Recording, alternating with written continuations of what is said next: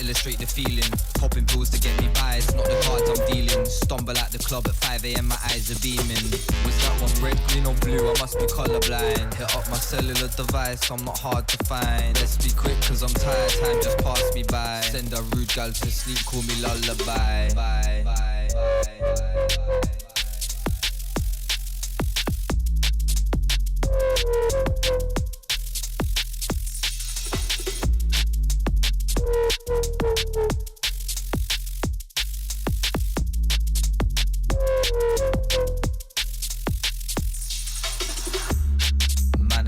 Yeah, that's like a sleep.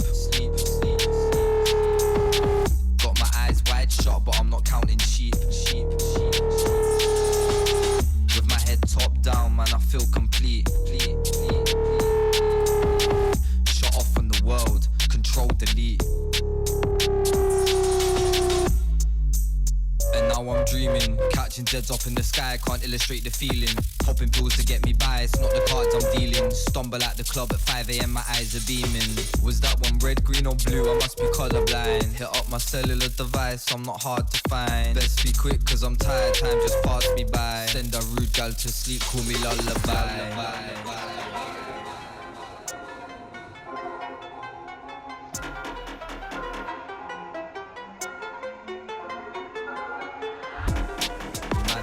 Yeah, that's like a sleep.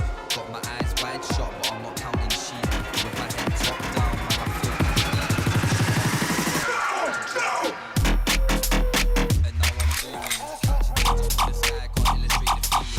Popping pills to get me by, it's not the cards I'm dealing. Stumble at the club at 5 AM, my eyes are beaming. Was that one red, green or blue? I must be colourblind. Hit up my cellular device, I'm not hard to find. Cause I'm tired, time to pass me by.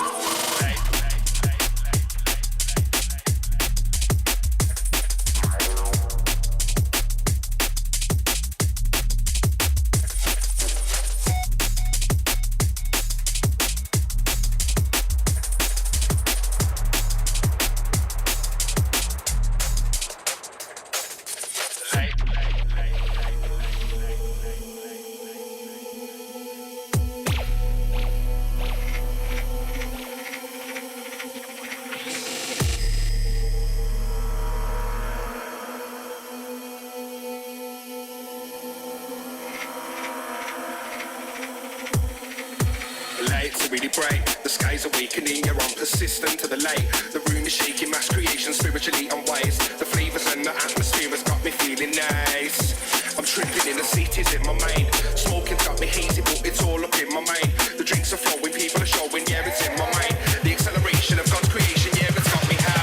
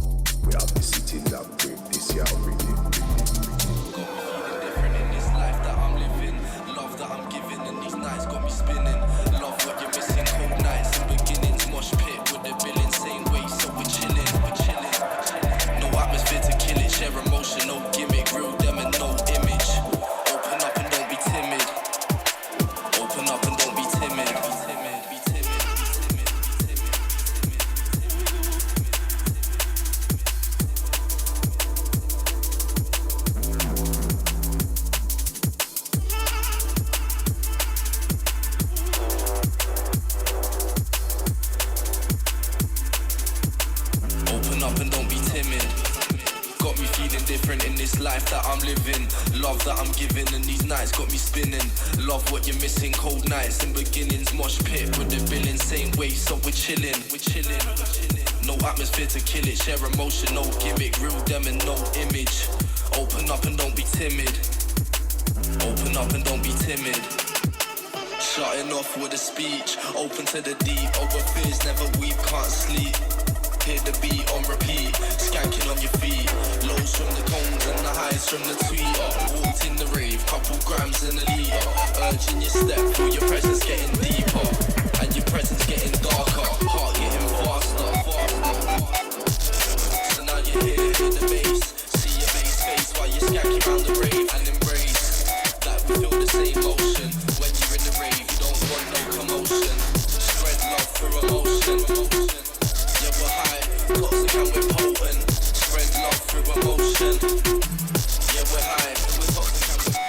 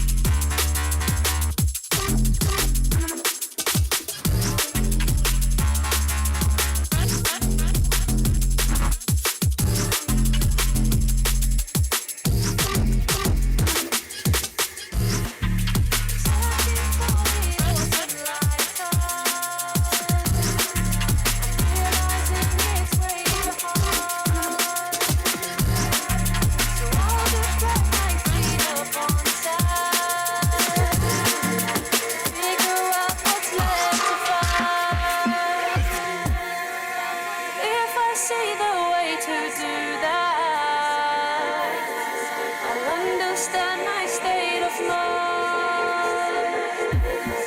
'Cause every conversation I have, my brain is in a different time in my mind.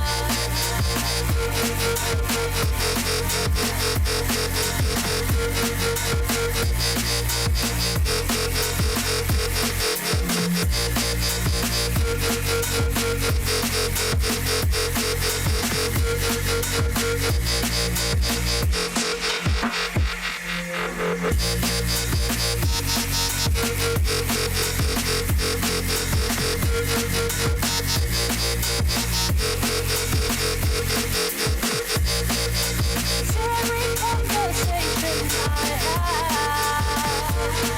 my brain is in a different time in my mind.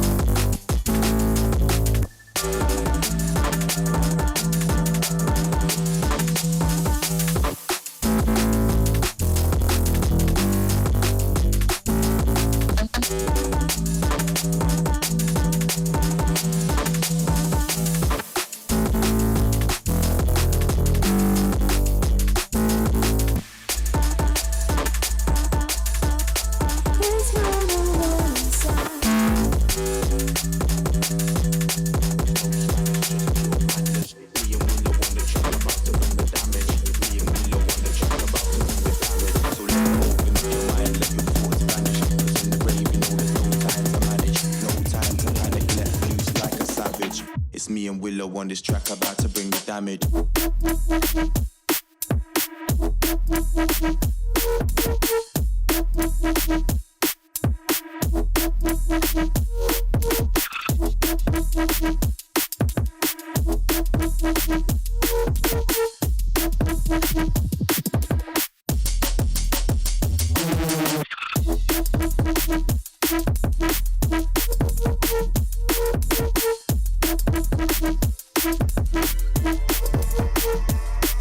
Yeah, so let me open up your mind, let your thoughts vanish. Cause in the rave, you know there's no time to manage, no time to panic, let loose like a savage. It's me and Willow in this track about to bring the damage. Baseline drum and they won't cause a fly. Not just for the ride in this real lifetime. Ain't till I die with the mic close by. Lyrically, line by line, energy,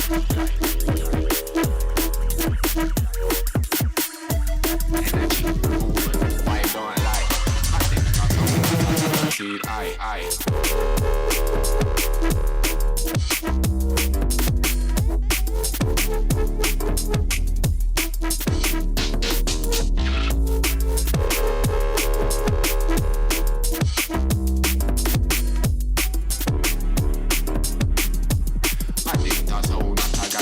I cool and calm or rock out for a while. We not get stressed, tell them we not get riot. Never dance for a while, lifted, we get higher. Coffee me atmosphere. Yeah man, me gonna this something I require. Shall never tire, hit the ground like tire. Energy, movements, why not a liar? Addict to sound, guarantee we get higher.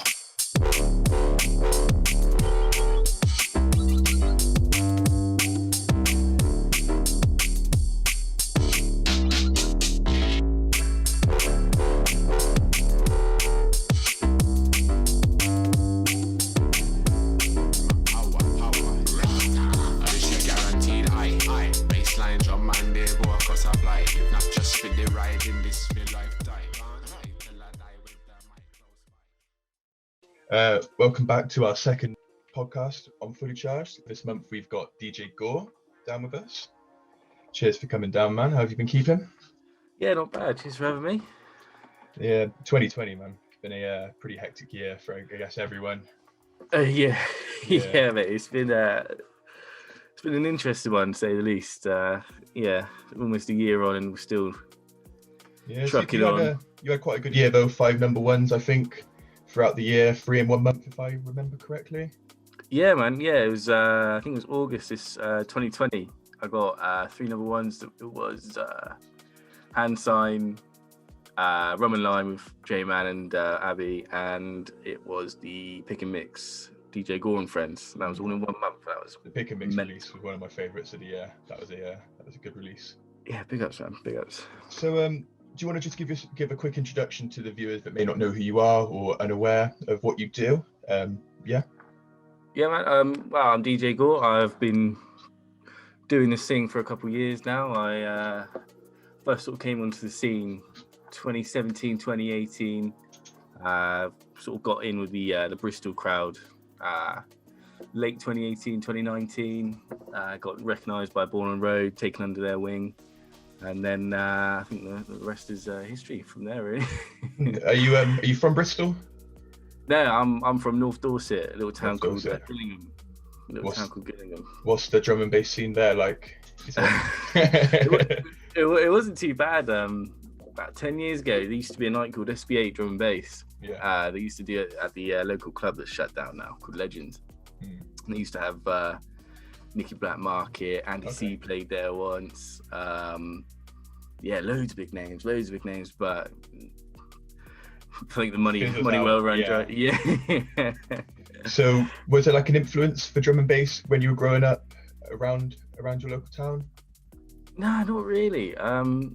There's this sort of thing that started off the interest in drum and bass was actually a game on PlayStation called Motorstorm. Okay, yeah, I know. They had Pendulum Slam on it, and I thought, no, that sounds sick. You like that sound? So I got my dad, and we went to HMV, and we got the disc, and I was listening to the whole thing, the Hold Your Colour. That's it. Oh, yeah, Hold Your Colour by Pendulum. And that sort of like sparked your inspiration. Yeah. It just sort of like that sort of started off the jungle influences, I'd sort of say, and got me into the sort of dance floor sort of stuff. It's sort of like that hybridization of like jungly, dance floory sort of drum and bass, I think, Pendulum. Did you have any like influence within your family or like close friends that into that music, or were you sort of like the pioneer of your area to get into that within your friendship group? Yeah. Nah, I think, well, a lot of my friends were into going raving at drum bass before I was. But no, yeah, like literally sort of when I was leaving school, I was going to do cinematography at uni. But sort of last second, I sort of said, nah, I don't really want to do this. And then had a bit of a year of just mucking around after sixth form. Yeah. Picked up FL Studio and then sort of started tinkering, and then, yeah. So when you left sixth form around that time, were you already into like drum and bass music? Were you producing at all, or did you have any idea that that's the path you wanted to go down? It was like, I was sort of into Knife Party and Major Lazer and Flux Pavilion. It was very a Modern Warfare 2. Dubstep, Dubstep sort of era, that era, one, yeah. Sure. Yeah. I remember those times. Good times, man. Yeah, man. But yeah, then it sort of, did a full circle really, sort of that, then that sort of started getting a bit dry for me, sort of after 2012, 2013. And that's when I got into Jump Up, started listening to like Logan D, Magistrate, New Elements, Gov, Mackie G, Dominator, and then going to like Bristol and going to like Sticky and Strictly Jump Up, like Dakota and Blue Mountain, that's it. And like stuff like that, and then I was just like engrossed in like, you seen like Storming on stage with the hype and stuff like that, man. It was like. And was that when you realised sort of that's the path you want to go down, the energy from like drum and bass? That sort of sparked your fuel to get involved, and you want to be a part of that sort of crowd. Yeah, because like like you said, it's like that energy. I didn't really see that anywhere else because I went to wireless. That's the thing with drum and bass. Yeah, there's the energy that comes from that music is unmatched in all the other like music genres, in my opinion. Yeah, 100%. Like I went to wireless and I saw like Avicii, Knife Party, and I think it's like David Guetta or something like that. And the energy was just so flat. Yeah, so flat. Not what we want. And then drum and bass, you go there, you get to the night, and just the vibes throughout the whole rave or the whole night. It's constant good music, and I feel man, that's just a good thing about drum and bass. Yeah, you don't need to be like drinking or. No, I've done many raves sober. Yeah, 100%. Just being there, the atmosphere of the raves, with the music you like, you could do it all sober. Yeah, man, 100%. I've done many a night, like you said, like just going for the vibe, man. Yeah, I've designated driver most of the time, so driving down to the store, a couple of Red Bulls, and I'm good to go for the night. Yeah, I played the trick of not learning to drive until about 2 years ago. Saves you money on petrol. Yeah.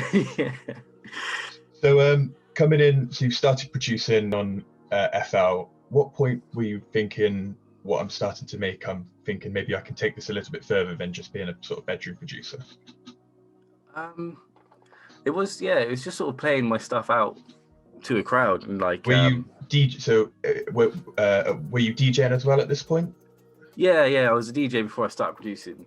And then were you playing out like small nights, local nights and stuff? And then yeah, and doing like I was sort of part of the free party circuit as well. Okay, yeah. Back home, it wasn't like a massive one. It was like our own sort of thing with Despicable Bass. But yeah, like I started doing that, and then I was playing my own stuff out at like Blue Mountain and stuff, and you know, like, you listen to it now, it's like it doesn't sound very good, but at the time, like people were liking it, and I was like, oh, this is actually sick. Like I sort of got to where I wanted with DJ, and I was like, right, I want a little bit more. That's it. With DJing, you can only get so far. Without that extra push from producing to get your name there a little bit more, getting your tunes around. Yeah, man. Yeah, exactly.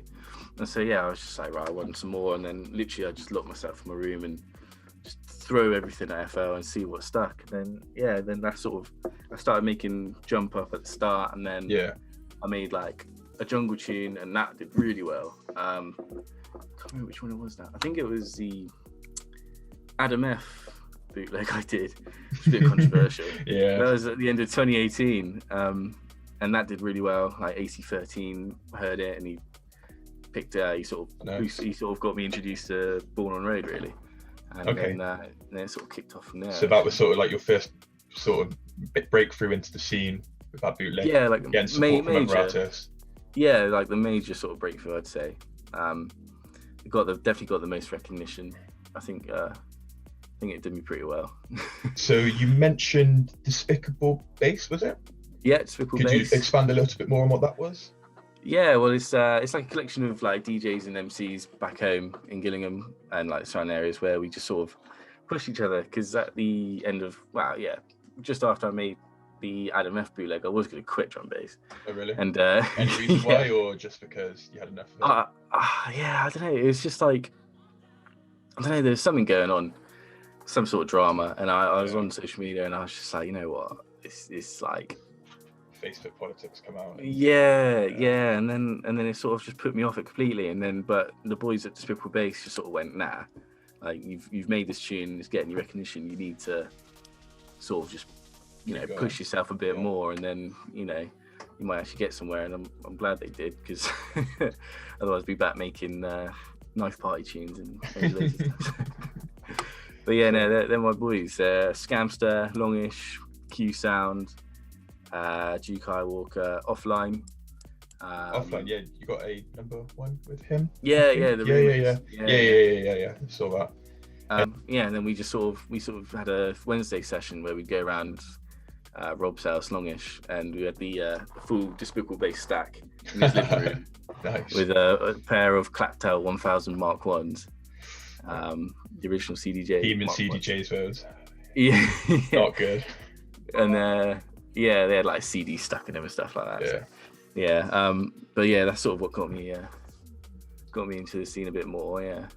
And then what got you into DJing? Like, what sort of pushed you into like learning?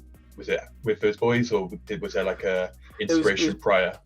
Yeah, it was a bit before that. Like we were doing house parties and during the end of like year 11 and sixth form, and we were listening to like the same playlists over and over again. That's it, isn't it? Spotify playlist or... Yeah. So what I used to do is, it's the reason I downloaded FL actually. It was like, I got all these songs, and I'd throw them into FL, and I would actually mix them in FL. So you get like a volume automation and like, fade it out and then fade the next one in and like change the tempos and stuff like that. So it'd be all like party stuff. And then it's not a bad idea, to be fair. Yeah, except for when the file size is like a couple gigs. Trying to export it out and... Yeah, I only had a little laptop at the time. It was like, didn't take it too well. But yeah, and then I thought, well, I may as well just buy some decks and just do it for real. What were your first set of decks? They were... what were they called? They were like the Hercules. Oh, gosh. Yeah. Just that word, I already know what the decks are going to be like. They're like Fisher Price, my first decks. Like, fair enough. Like about that big. Tiny, yeah. Yes, massive circular jog wheels and like the faders were like tight. Hey, always got to start somewhere. Yeah, exactly. Yeah, and it gets going. You're gonna jump straight in with some CDJs or whatever. Yeah, exactly. So, moving on, you've started getting into the DJ scene. You've been recognised by AC13. What was then like your movements moving on there between getting into like being where you were with that bootleg into sort of Born and Ronettes recognising you? What was sort of like the middle ground to there? It was just sort of honing my skills really. Like I knew that I had like a formula going with like the jungle sort of stuff. Yeah, and would you say jungle is more your go-to music over? Yeah. Because you're producing Jump Up, then you like transferred over to jungle. Yeah. And that's where you were. Yeah, definitely. Like jungle is sort of like the mainstay. I think that's why like Aries and Kelvin really liked my stuff, because obviously they got like jungle ragga backgrounds. Yeah, of course. So I thought, well, you know, if this is something that's working, why not go for it? And that's why sort of in recent times, especially like near now, like I've started experimenting with other stuff because I've done the jungle thing. Yeah. Those years ago, and so but yeah, that sort of middle ground was just sort of like honing my skills, getting my sort of techniques down, and you know, getting like the little quirks of like DJ Gaw in, of just, you know, having fucking signature moves, lick shots and breaks and 808s and stuff like that, you know, and ragga vocal samples, stuff like that. Making yourself unique. That's what you got to do, really. Honing your sound. Yeah. And then, so what was it like when Aries like sort of recognised you, noticed you? What was that sort of feeling like? Because obviously he's quite a big name in the scene, pioneer. Was it quite a big achievement for you to have that type of support? Yeah, man. Yeah, it was sick, to be fair. You know, because I was going to raves and seeing these guys at Boomtown and, you know, stuff like that. And then, you know, to think that, oh, they actually rate my stuff, you know, and they could play it out to these crowds that I've never played to, you know. Getting the bigger reactions, you know. Before COVID, they were touring like Japan, all the big festivals. So having that sort of audience reach from these people to play your tunes must be crazy. Yeah, exactly. And like, I think the first time they recognised me was like two or 3 weeks before they did the Clash in the Capitol. Oh yeah. And I was like pushing my music, and I was like messaging like, just try and get my music out so they could play it for that set. But they were busy sorting out dub plates, I think. Yeah. and then after that, For the listeners, how long had you been producing for before you sort of got this recognition? It was probably about a year and a half, 2 years, I think. And then from like Aries recognizing you, how long was it before like it became they sort of put you under their wing, brought you onto the team? Not long at all, to be fair. I think it was in the space of maybe 6 months. Okay. Because I was getting booked for their nights and stuff, and so they're obviously seeing that, you know, the other side. Yeah. You know, I wasn't just producing, I was actually DJ. All right at DJing. Yeah. Not great, but all right. Yeah, that's good. But yeah, like they sort of saw the broader picture, and then and then I don't think my first release with them was last year. I can't remember. Yeah, it was. But yeah, it wasn't long at all. Because then Boomtown, I went back to back with Aries. Was that sort of like your first major festival set? Well, I had a bit of a weird one actually. I won a competition with Data Transmission in 2017, and I played at Nostock. Yeah. Stage. Okay. And it was that was nuts actually. I think that's probably one of the biggest sets I've done, because I think it was raining that day and it was pissing it down. I'm pretty sure the stage I played was the only indoor stage. Everyone's piled in. Yeah, that's brilliant. There was so many. I don't know how many people were there, but there was so many. And I how old was I? I think it was 19 or something, and I was like bricking it. I was like shaking behind those ones. So apart from that, then Boomtown's probably my biggest one. They say they run things but run around the iPod. Push up your lighter, young is brighter. But when we step up in the club, we get hyper. Yeah, so you've got your tunes played out with Aries, and then before Boomtown, what was sort of like the middle ground between there, like for them to like invite you to go back to back?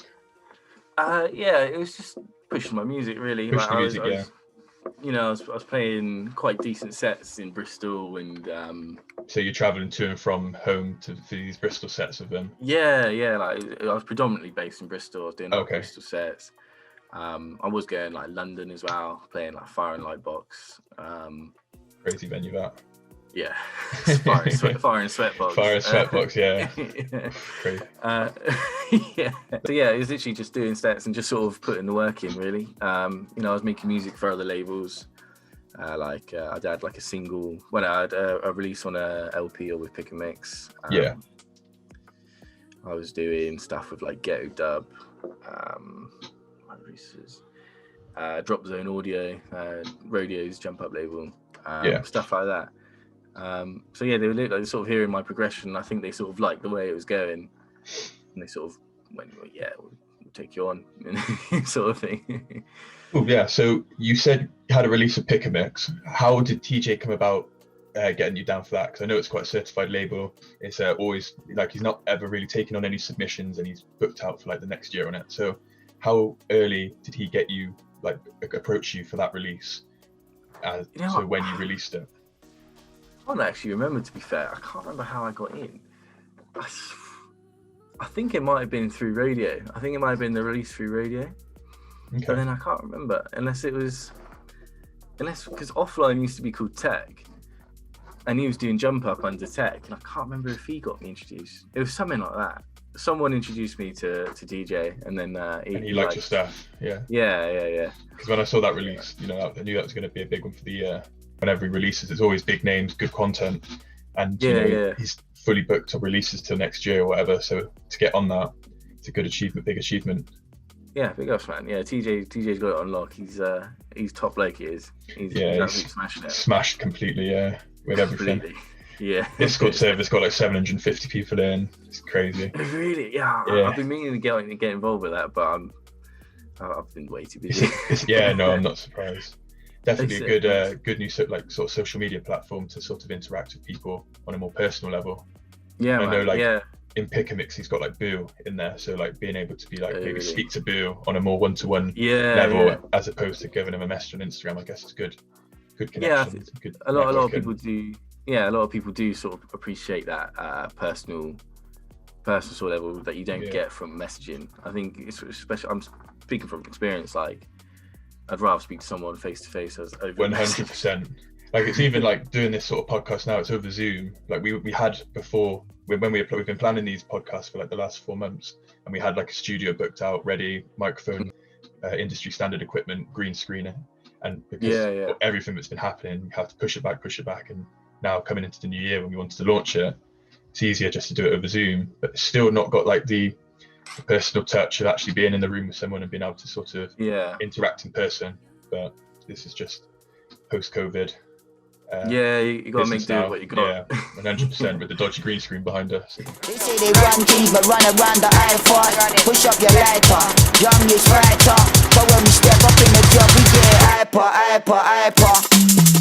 What was your work-life balance between working, making music, and then playing out social life? How did you find it was, and then also being noticed by these bigger labels and having release dates due? What was like the work-life balance? How was that balancing it out for you?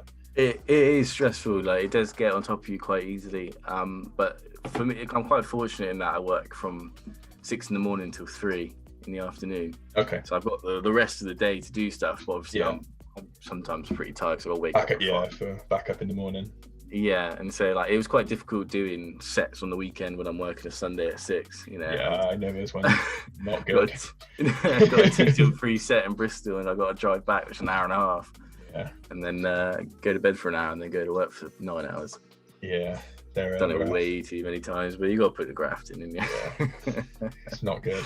But yeah, it's got to be done. Like, I think when you're passionate for something, say like making music and then doing the sets, you almost you make the time and you just commit to it all because you know that's what you want to do and you want to do the best you can. So you just push yourself to do that, even if it means sleeping on next to no sleep or whatnot. Yeah, I mean, I wouldn't push myself if I didn't, you know, exactly think I was going to get something out of it, you know. It's got to be done. At the beginning of 2019, what were your overall year career goals? By what did you want to hit before the end of the year? What did you hit? And then what did you hit but you also didn't expect yourself to hit? Yeah, well, I think the biggest goal for me was to release on like a well-established label like Born on Road, and obviously I did, you know, end up hitting that.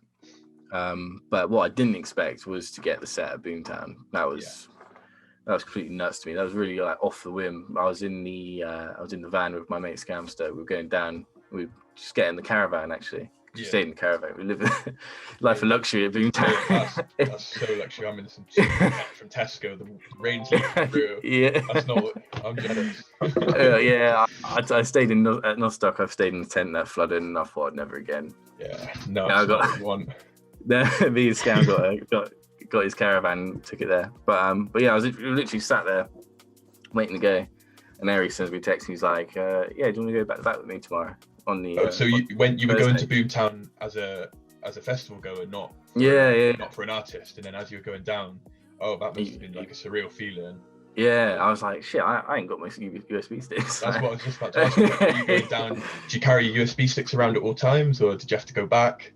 I used to a long time ago, but at that point I thought, no, because I'll lose them. Yeah. And but yeah, no, I was like, I should go back, get my USBs, and so yeah, that was pretty surreal, to be fair. Like, never in a million years I expected to play at Boomtown. You know. What stage were you on? Lawless Hall of Justice. It was like a tiny little like building next to the train one off the rails, off the tracks. Oh, wrong side off the tracks. Yeah. That's the one. Yeah, it's a tiny little like. Yeah. Little they're immersive. I really like wrong side of the tracks. I saw Bennie and TI 2018. And just the smaller venues, the inside, it makes it more immersive. You've got the big free party rigs, and they're just a better feeling because the people in there, I always find, are people that know the artists, like actually are there to see the artist, as opposed to people that like the big main stage are there because it's just the big main stage. They know there's going to be where music is. I just always feel like there's a better vibe in these smaller venues. Yeah, man. Like you said, I love the free party rigs because they are absolutely hooning them. Yeah. And when they turn them up, like they can really kick out some volume. Bone rattlers. Yeah, sure. If you're front row and you're next to like the bass bins, it's just going straight through you. Yeah, that's the best bit. And then, what was it like them playing at Boomtown? Like, did you have to pick up an artist badge, or did you just sort of when on the day did you just go there, jump the fence? Oh yeah, I just met Aries outside, and I was texting her, I'll meet her outside, and then we just went around the back. It was me, Aries, and AC13, and we went around the back, and then me and Aries went back to back, and it was sick. I think Leaf was on before me actually. That was sick. That was good. Yeah, really good. Yeah. Yeah, it was sick set. And this is the problem with Boomtown. There's so many people like you want to see all over the venue ground, and you just don't have enough time to see them all. And like you go to these, it's always like one in, one out or something when you get around to it. And so what was like your feeling when you're playing? Was it a busy set or? Yeah, it was a one in, one out sort of job, to be fair. Yeah. So how was that feeling for you? Like going back to back with Aries at Boomtown Festival in a one in, one out venue? Yeah, it was nuts, to be fair. It was absolutely nuts. It was sweaty, hot. It was like sweat dripping off the walls, but it was fucking sick. It was so good. I was gone.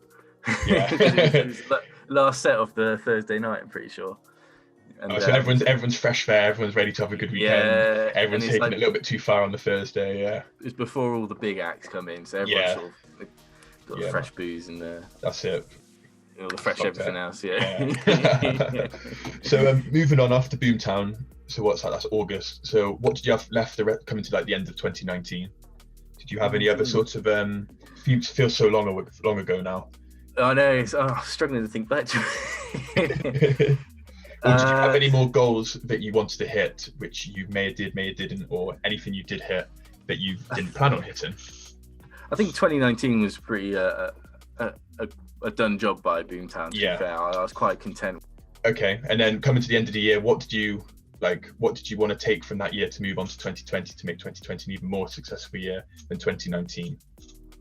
I just pushed myself more. To be fair, I sort of showed myself how far I could go in a year. Yeah, with how much effort I put in, and I thought, well, I could put double that in. Yeah, and so I sort of just focused all on the music really, and I was going to sort of try and get a big gold sack of dubs ready for when for the next year, but lockdown came in, and then it was the only thing I could do anyway. I can imagine. Yeah. So then moving into 2020 now. What was your goal? Did you have any sort of like year before we knew that lockdown was sort of going to be a thing? What was your main sort of career goal to hit by December 2020? Did you have like something that you wanted to do? I wanted to be like genuinely booked for a couple of festivals. Yeah. Last year. Had you had any bookings like that had been cancelled or anything? Yeah, me and Disruptor back to back at Dub Tender Boomtown. Yeah. They're keeping sorry it. to hear that. That was man, honestly, I was fucking heartbreaking. What day was that? I'm not too sure, to be fair. We're still waiting. Yeah, Dub Tender always goes off on like a Wednesday, Thursday, when yeah. they are keeping it for when it is starting up again, hopefully, as long as I don't become irrelevant by the time Boomtown comes out. But then the other one was to get an international booking, which also happened, and that was in March. Where was it? That was Austria, back to back with Disruptor again. Okay, yeah. Austria's got a nice little scene, and they seem to always be bringing English artists over. I know Lupo's first international booking was over there, I'm pretty sure. Yeah. So, did you manage to get over there before lockdown happened? No. Nope, it was like the week before we went in, because I think Austria were just before us. Yeah. Because me and Kieran was saying, we were like, do we go? Do we not? Like, it's a risky one. Yeah. No one knew everything was up in the air. Yeah, that's it. Yeah, like we had no idea. And so we sort of played it by ear, and then, obviously. Sensible idea, no. Yeah. So, I mean, we kept the deposit, and they said as soon as everything's back to normal, we can go back over there. But perfect then. But whenever. Anyway, like with everything, like when is that going to be? Like, seems to be only New Zealand getting anything going at the moment. Yeah, man, and like Kelvin and Gray and Crossy. Yeah, they're all on a New Zealand tour now, aren't they? March, isn't it? April time, I think I saw. So fair play to them. Big ups to them. Big ups to all the New Zealand promoters as well, bringing everyone over. Like Dimension, K9, everyone's crazy. It's absolutely sick. It looks absolutely sick. So going back, beginning of lockdown, lockdown was just sort of happening. I'm guessing a couple of bookings going, festivals cancelled. How did that sort of affect like yourself as a person, knowing now that raves have been cancelled, sort of what you wanted to do it's been put on hold? Obviously you can push your producing, but like how did that make you feel? At first I didn't really feel too disheartened about it, because I didn't think it was going to last this long. Yeah. Obviously as time went on and it got to like mid-June, July, August, and like the festivals I was meant to be going to, I wasn't there. Yeah. That's when sort of things started to hit home, and I was just like seeing the pictures from a year ago at Boomtown, all of that. Yeah, coming up in your memories, and you're just like, really? Like really? And then obviously like I think a lot of us have gone through like pretty shit time over lockdown. Like, a lot of us have. Yeah. And it is difficult. Yeah. Yeah. Did it like so going back like to start, did it affect like your creativity? Like your creativity mindset of making tunes, because you're unable to like I always find creativity comes from seeing hearing other things, hearing other sounds, going out, seeing things. So now you can't go out. Like, how was your creativity process hit? A lot of my creativity stems from like films I watch. I watch a lot of culture clashes and stuff like that. Yeah. So at the start it wasn't too bad because I was just watching that anyway.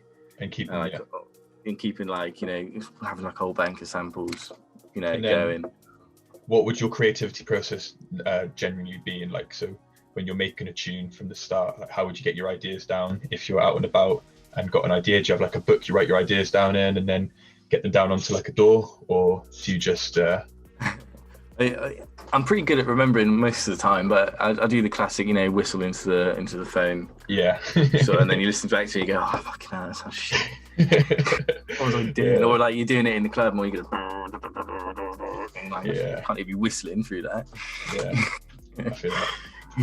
You were still quite confident making tunes throughout that first lockdown. You weren't really hit hard necessarily, like production wise from it. Nah, not really, not at all. It wasn't until later, sort of. And obviously you did get the 5 number ones that year. So yeah. How were those tunes made in 2020, or was any of them started prior? Some were end of 2019, but a lot of them were during lockdown. 2020. Yeah, like the pick and mix, DJ Gaw and Friends, that was made, I think, in about 2 weeks. Okay. So quite a quick turnaround on that one. Yeah. I think it was quite close to the deadline, to be fair. We left it quite long. I don't know what I was doing. I was being a bit of a twat, to be fair. But yeah, like a lot of it was 2020.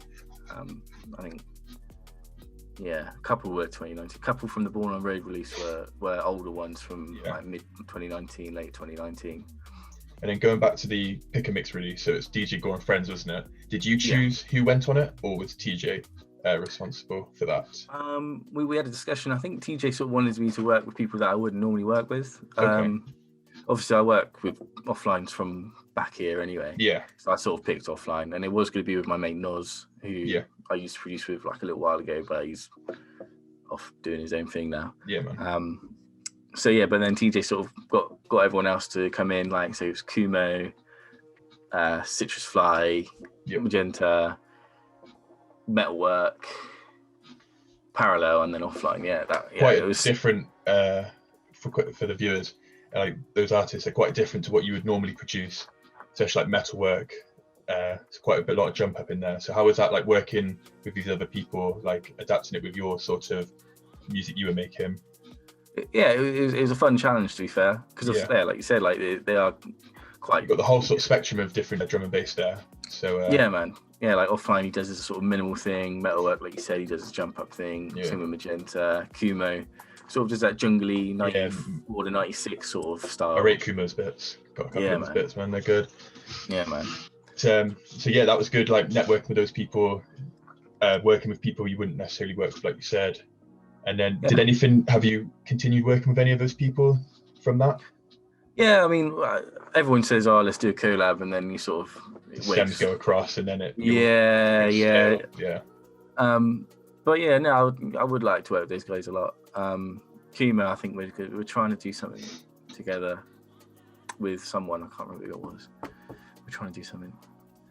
Yeah, Citrus Fly.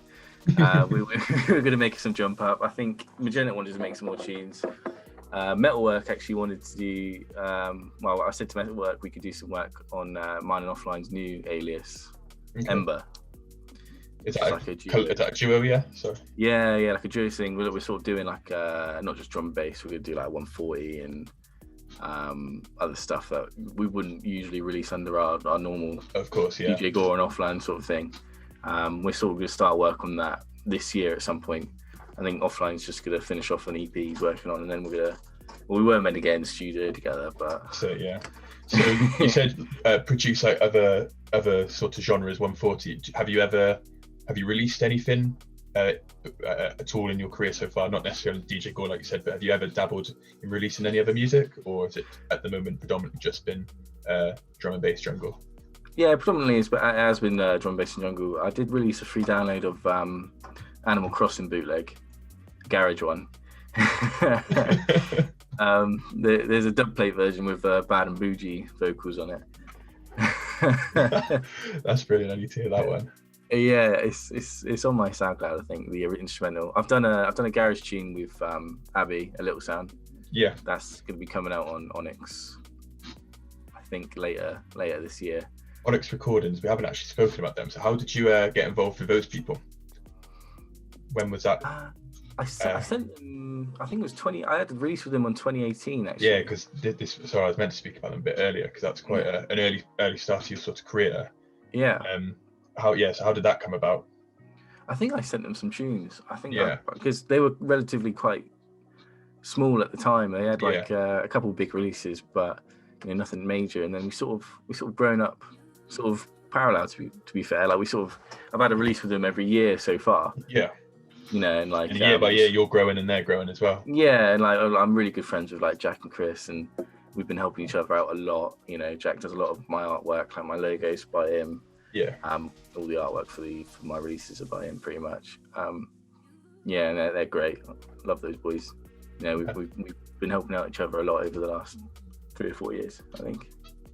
Yeah. They say they run things but run around the iPhone. Push up your lighter, young is brighter. But when we step up in the job we get hyper. Garage tune with Abby, released that with Onyx, did you say? Yeah, Onyx Recordings on my LP. Okay, and is that sort of the first time they've released a non-drum and bass tune? I feel like they've released a couple 140 tunes, I want to say. I think they have, to be fair. But yeah, nothing like garagey, sort of what I'm doing. Yeah. And then, so that was with A Little Sound. Yeah. Obviously, you did Rum and Lime with her. How did you get involved working with her? And Rum and Lime, was that always going to be Rum and Lime before the vocals were put on it? Or did you and select a J-Man, make the tune, and then those vocals came on top? It started off as a bootleg of Lily Smile. Yeah, that's I started it. I sent it to J-Man. He was like, "Oh, well, I'll replay the instrumental to sort of gloss over any copyright." And then I went to the studio with him. We were finishing off and stuff like that, and we were sort of sat there thinking, it needs some original vocals. And we were thinking, of course, a little sound, pretty much no brainer, really, 100%. So we got her involved, and she smashed lyrics out. I think it was in a day. Her work rate's crazy. Fair play to her. She's nuts. She's another 2020 success story with how she's so grown. Many. Yeah, man. So, and what was your first sort of interaction with her then? How did you come across her, meet her, and end up working with her then on this garage tune, and then so forth? I used to go to a lot of Born and Road nights. So obviously where I was playing, she'd also be doing a live PA or something like that, and also sort of like how you meet other DJs. Yeah, for sure. Network, green room, stuff like that. Yeah, that's it. Yeah. And then I made this garage tune, and then I was like, well, I just need some vocals as well, and then sort of thought, well, that'd be perfect because I can't write lyrics. I can't get anyone else to do it. So. Yeah, fair play to her. And then, so moving on, where are we? 2020. We had Stay at Home Part 1, sort of like the first sort of major live stream festival. Was that your first live stream of the lockdown? Yeah, that was the first one. Like live stream as what the now normal sort of is. Yeah, that was the first time, because my internet was shoddy. I didn't have a webcam or anything like that, so I just bought the iRig. And put my phone into it and stuff like that. And I only had my 4-channel controller at the time, which is the sound card is just shot to pieces. So it was really quiet, and then as soon as I moved the master up, it just crackled. So but that was the first one. And it was 10 in the morning on a Sunday, I think. It was early. I do remember. Was it Saturday? It was one of them. It was 10 in the morning. I was, smashing the old patches. Get me through it. And are you nervous for it, or? Yeah. I had the preset nerves that you have. Weird feeling doing your first live stream. I remember mine. I didn't really know what to expect because you can't get a live crowd reaction, and you're just when you deep it, you're just DJing in your bedroom. Nobody's watching you. So and seeing the comments, you're not always clued onto it. So in the back of your mind, I'm always thinking what happens if they're not liking it or whatever.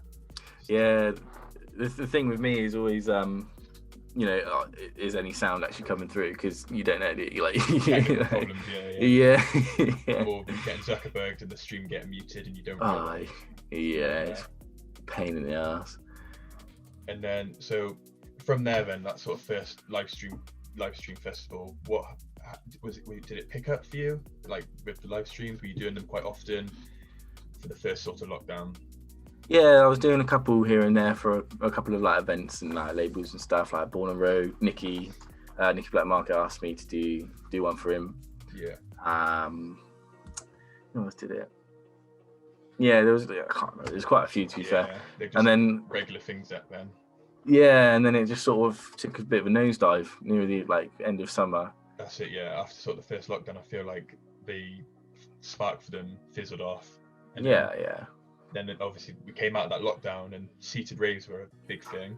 How was you were getting booked for them? How was that? Yeah, the sit down raves were pretty sick, to be fair. Like, well, I was playing up in Bristol for Rumble and Bristec quite a lot, and like at the start when people weren't too strict on the whole sitting down thing and people were allowed to stand up and have a bit of a boogie, it was actually sick. I mean, even when you were sat down, it was pretty sick anyway. It's a different vibe, isn't it? I feel like it was more of like you could chat more. Like there was drum and bass back, but it's more of a social as well. Yeah, it was definitely a social event. Yeah. 100%. And like you said, like when you came out of lockdown, that first sort of couple of weeks when people were going out and like the rules weren't as strict as they were, it was almost like we were kind of back to normal-ish prior to COVID, where go out, have a boogie, have a drink, and then obviously it all changed. So then between sort of beginning of lockdown and then coming out of that first lockdown, what did you say to yourself to do in that time off everything kind of thing? To be fair, it was just primarily sort of just working my actual job and getting some money together, really. You know, I've got to think about moving out, you know, and getting flat with the missus and stuff like that. You know, I've got, like I said, bills and stuff. That's it. Buying equipment for producing. Production was sort of put on hold a little bit, but then I sort of picked it back up near the end of last year. And then did you sort of lose a bit of motivation coming to the end of 2020? Yeah, like that's when things started fizzing out, you know. I mean, there's only so many sound clashes you can watch and things like that before you get a bit tired of all the screaming. Yeah, that's it. But yeah, like motivation was at an all-time low. But then the sit-down raves did sort of spark it up again, you know, because you were able to sort of test it out, especially at the Swan, where you could there was actually a decent rig there. Obviously, it wasn't as loud as it could be. Yeah, it was a strange experience, but it was better than nothing. That's it, yeah, for sure. Like, just being able to go out and have a rave, because raves aren't exactly probably like the most socially distanced events when they're normal. Like if you look back at like festivals and rave videos, you know, everyone shoulder to shoulder. So to be able to actually go out and hear the music you want and also support the artists. Man. They say they run things but run around the I-4. Push up your lighter, young is brighter. But when we step up in the job, we get hyper. And it's like now 2021. Have you got like set yourself any goals for you to have by the end of the year or this year? Play a set anywhere. Free party? Nah, not a free party. I can't be doing free parties. Just do like a proper set, you know, when everything's back to normal, you know, even if it is -10 in the middle of January next year. Just get me a set. when do you think things are going to be sort of back to normal then? Like, you know, I'm hopeful. I'm hoping by summer, May, June sort of time. Obviously, like we said, Glastonbury being cancelled. But you know, I still got my fingers crossed. The vaccine's been put out. Hopefully, things should start changing quite drastically. Yeah, man. Fingers crossed. Yeah. And then, so play a set. You got any like landmarks in your career this year that you've got planned outside of like DJing, such like production or releases coming out forthcoming? Yeah, I've got a couple of exciting stuff in the pipeline. Not too much I can talk on. Yeah, no, of course. Quite big remixes that I'm doing at the moment. So we should expect quite a few things from you this year. Yeah. I think right now I'm sort of finishing off a couple of things with a couple of labels, just sort of finishing off EPs that I need to do. Yeah. And then I think after that, I'm gonna sort of stop taking like requests to do release on a label and just sort of make music for myself, just so I can have, you know, all these dubs ready for when things get back out. That's what you want. Something exciting for when it's normal. With these releases you've got coming out, who would be like your ideal person to make a tune with? Who do you work well with chemistry wise? I think that's a difficult one, to be fair.